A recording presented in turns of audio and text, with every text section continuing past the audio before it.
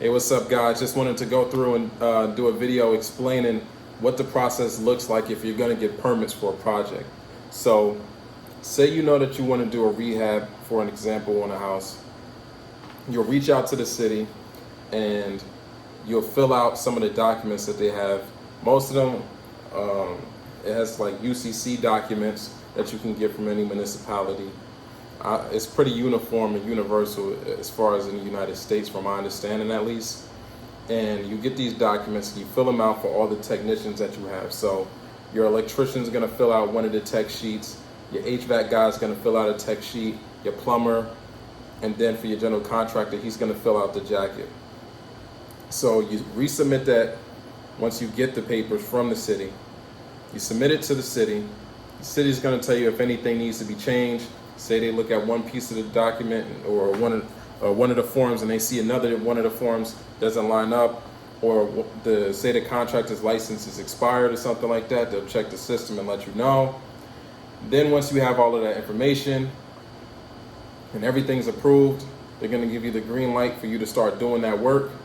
And then they're gonna say, hey, reach out to us when it's time for you to do those inspections.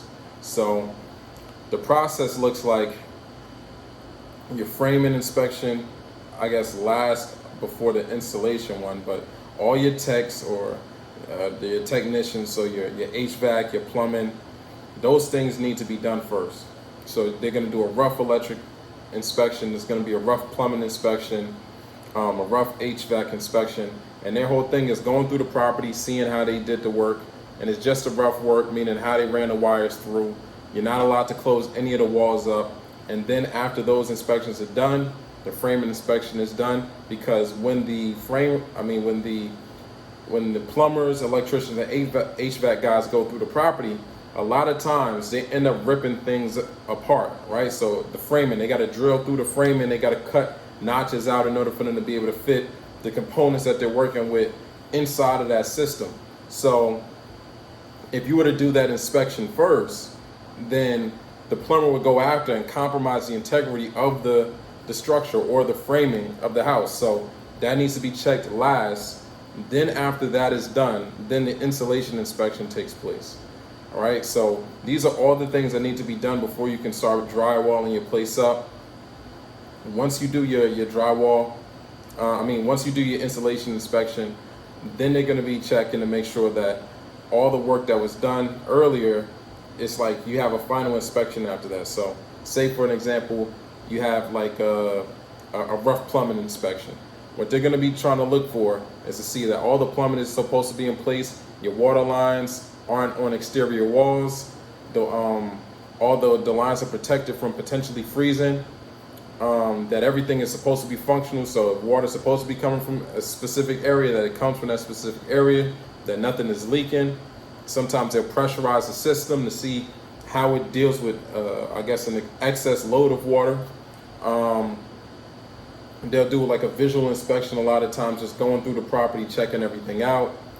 For an electric inspection, they're gonna come to the property, same thing, they're gonna give a visual inspection, check out all the different areas. They're gonna go back to the box where everything connects, make sure it's the right size or the right gauge of wiring.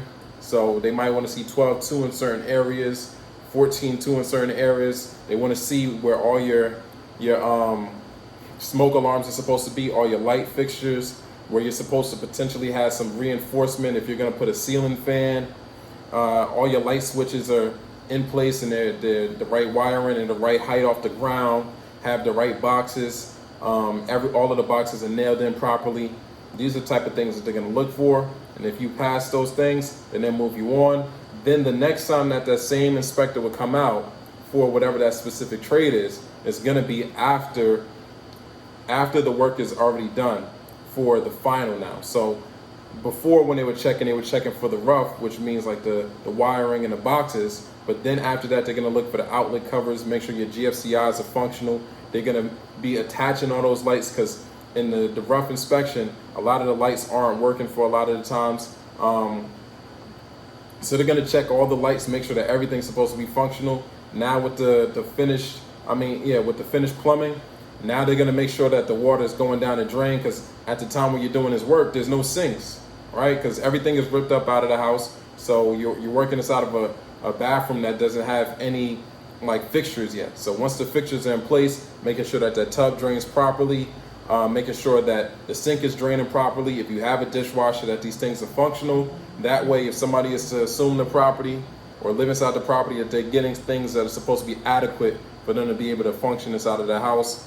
So you can't just sell a property without it meeting certain benchmarks. So yeah, they're gonna do all the finished work, which is just them going back over everything that needed to be done.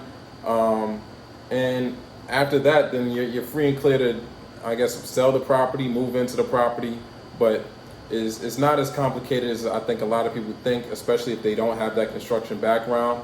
I think a lot of people are intimidated by construction because they see a lot of moving parts. But the more you're familiar with that process, then it takes a lot of the fear out of approaching those type of projects and embracing what the potential, problems that you might end up running into. But what I find is if you have a system when you're going into these things, it's way easier for you to be able to navigate in that space.